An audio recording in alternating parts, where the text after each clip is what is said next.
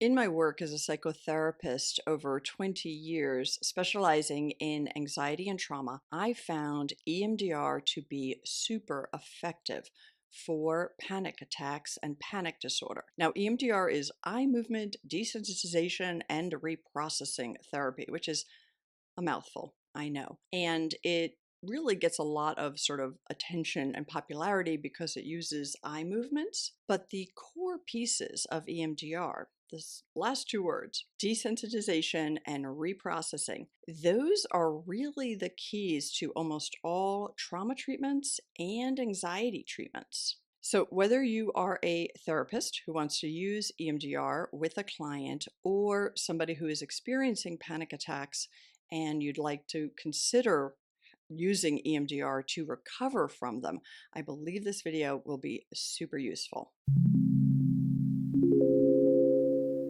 Now, the typical recommendation for treatment for panic disorder is usually CBT, cognitive behavioral therapy, combined with some type of exposure therapy. Yet, I really felt that EMDR facilitated recovery and healing and really getting over panic attacks forever way more quickly than using the other two methods alone. The problem with exposure therapy is that people drop out. It's too anxiety provoking, and very often people don't complete treatment. And then with regard to CBT, definitely that needs to be brought into the treatment, and EMDR does incorporate elements of cognitive behavioral therapy for panic attack. So I'm going to go through sort of the stages of the treatment in terms of my experience as to what worked best. And I do think this can help you sort of lay out for yourself a path towards recovery. So one of the first steps in all EMDR treatment, which is super, super important, is helping the client learn to resource. Now, what does that mean? That means helping the client develop some tools for diaphragmatic breathing, for safe place, for things that are going to help the person calm down. So if you are watching this for yourself, which I know most of my viewers are watching these videos for themselves. So if that is the case, then make sure that you are accessing some of the material online that can teach you diaphragmatic breathing. I have a video on safe place exercise. I also just released a sort of grounding video for panic attacks. So really learn those kind of techniques because that's what's going to help you kind of lower your anxiety overall so that you can really begin to process things. All right. So then second step in the EMDR process is history taking. Now, very often, again, if this is you, you're the client, you might not really want to tie your panic attack to something obscure that happened to you when you were a kid. And I understand that. A lot of times people feel this hit out of the blue. I was 35 years old.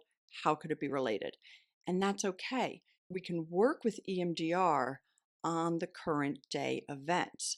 So the therapist will probably want to do some history taking, and it will be relevant later, even if it seems to you like a little bit of an aside. Don't worry about it. Go with it. And this is the process by which you can help identify triggers or kind of like, why did this develop? And I talk about that a little bit more in a video I released last week. I will pop that here. But if you're a therapist working with somebody and the client is resistant, it's okay. You can still work with the current day problem and make enormous progress. So where I would often start with people would be to use the EMDR process on the most recent panic attack. It could be either the most recent one or the worst one. But usually the most recent one would be the reason that the person picked up the phone, called me, and said, I got to go deal with this problem, right? So processing that most recent panic attack, what the client in that situation does is they really bring everything to mind as clearly as they can, and they allow themselves to experience as much of the anxiety as they can in the moment. And it's by bringing up those feelings in a place where you know you're safe. Hopefully, you at this point feel safe with the therapist, but bringing that up, that's what's going to start that desensitization process. And the eye movement or tapping, sometimes people use tapping. They might use a headphone with alternating sounds, right? So there's some type of bilateral stimulation happening as you are bringing up that panic attack and all the associated feelings. Now, if the person is able to do this, I found that if the client was able to sit and allow themselves to really bring up those feelings of anxiety, the processing could go very quickly. Now, this is sort of a form of exposure, right? So, EMDR is not exposure therapy where you're like actually exposed to the thing that's feared, but it's imagining the thing you're feared. So it's a sort of like a baby step on the way to exposure, but it's very, very effective. And I should mention, I was an approved EMDR consultant, which is one of the higher levels you can get to in terms of training in EMDR. And I was also able to supervise other therapists. And where I saw things like not work super well is if either the client was too afraid to let themselves experience that high level of anxiety, or if the therapist got too nervous about the level of anxiety that was being experienced and then pulled back. So there's sort of a little modulation dance that has to happen, which is actually very, very helpful for you as the client because it really helps you be like, okay, I can tolerate this much anxiety. And then I can reset with these techniques. And then I can go back and experience the anxiety and reset. So the therapist has to be really sort of attuned in helping you do that and also willing to let you experience a lot of anxiety. I would have clients in my office who would experience so much anxiety simply remembering the event that they almost felt like they couldn't manage it, that they might pass out or get sick or something. And they never did and they never would. But it really does require a tolerance for that level of anxiety, knowing that that is what is going to help you desensitize. Okay, I know I probably made that sound like horrible, and you're all thinking, wow, I never want to do that.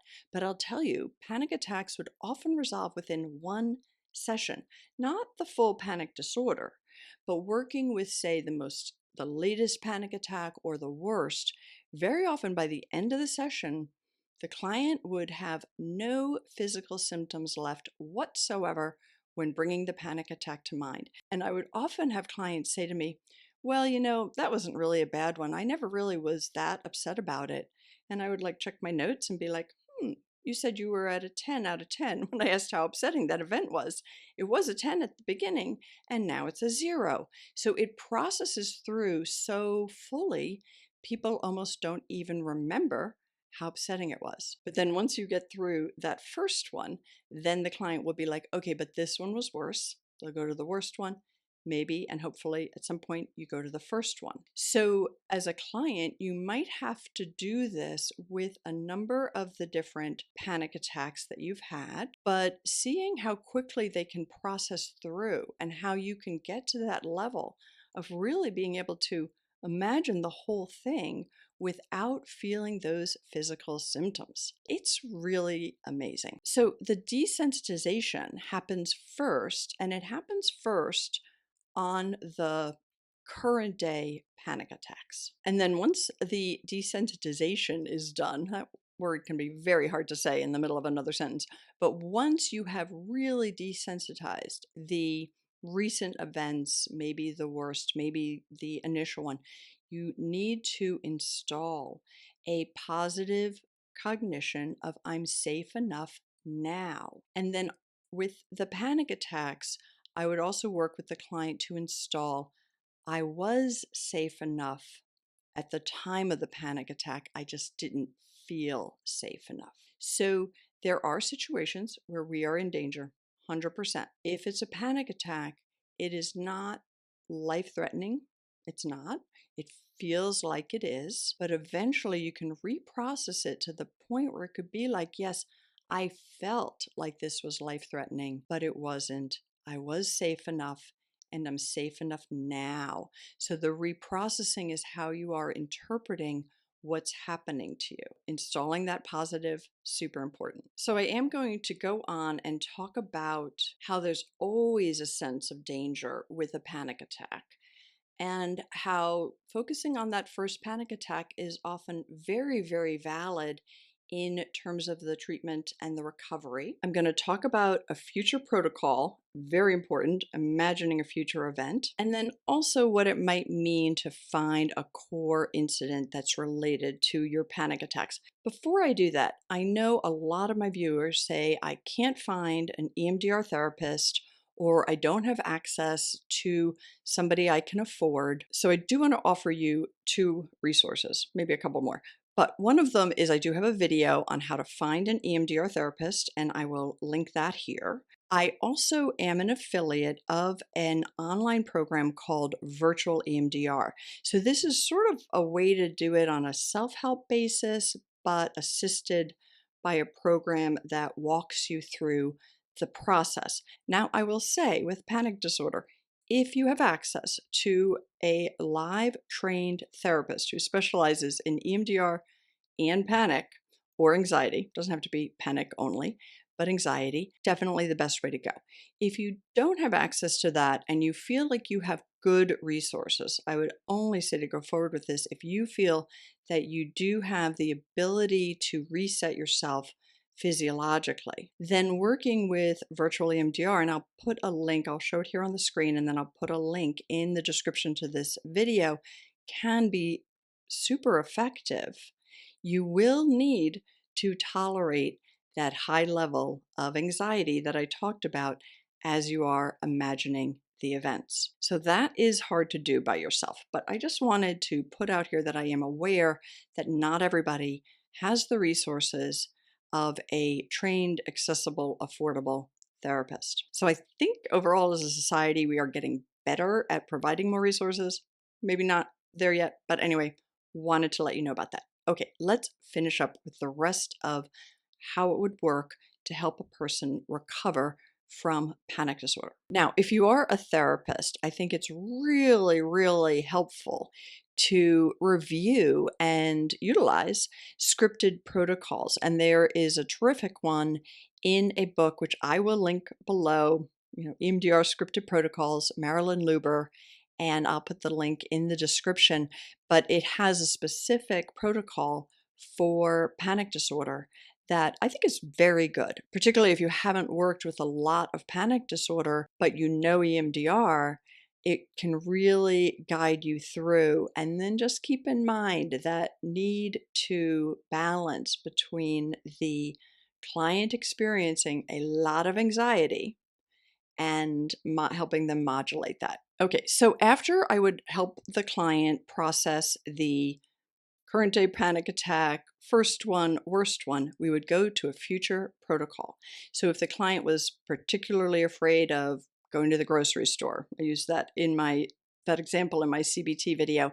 So if that was the case, we would imagine we'd have the client bring up the event in the future of going to the grocery store, even before they get there, thinking about going there, all the anxiety that would come up that early, and then the anxiety that could come up if they were there. Kind of like, think of the worst thing that happens and let's process it. Same thing if it has to do with a speech or driving or whatever the avoided event, or if it was just fear of having a panic attack, you bring that up and you process the future protocol exactly the same, right? As the client, you're going to bring it up with all the bells and whistles, all the feelings that it will come up with, everything, the negative thoughts, the feeling of being in danger, and it will desensitize over time. As you do the bilateral stimulation, it will desensitize and then instill the positive, I'll be safe enough.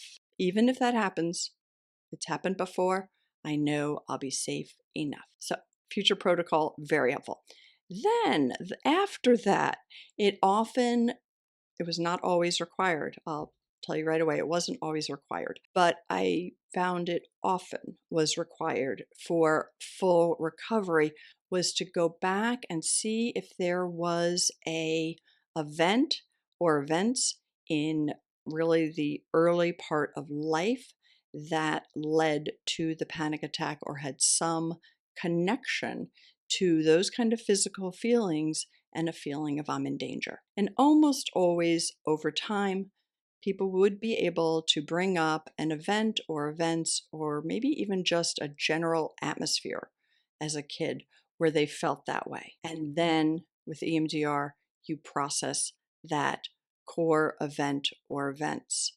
And in those situations, it might be something like, yes, I was in danger at that time, but I'm not now. So it might be a situation that you pull up that you were in danger, whether it was emotional danger or physical, but you're not now. So you truly can fully recover from panic disorder, fully, even if it's linked to traumatic events. And I found EMDR really the most effective way to help my clients recover. So I hope this was helpful. Let me know. Sometimes it's very complicated trying to talk about this topic in, a 10 to 15-minute video, but let me know. What questions do you have? How did that go? What do you think about it? What has helped you in the past? It's always useful for the rest of the community to hear from people. And if you liked this video, please do hit that like button. Subscribe to my channel, that's a big help. And I will link some other videos that I have here. And I hope you have a great week. I'll see you next week.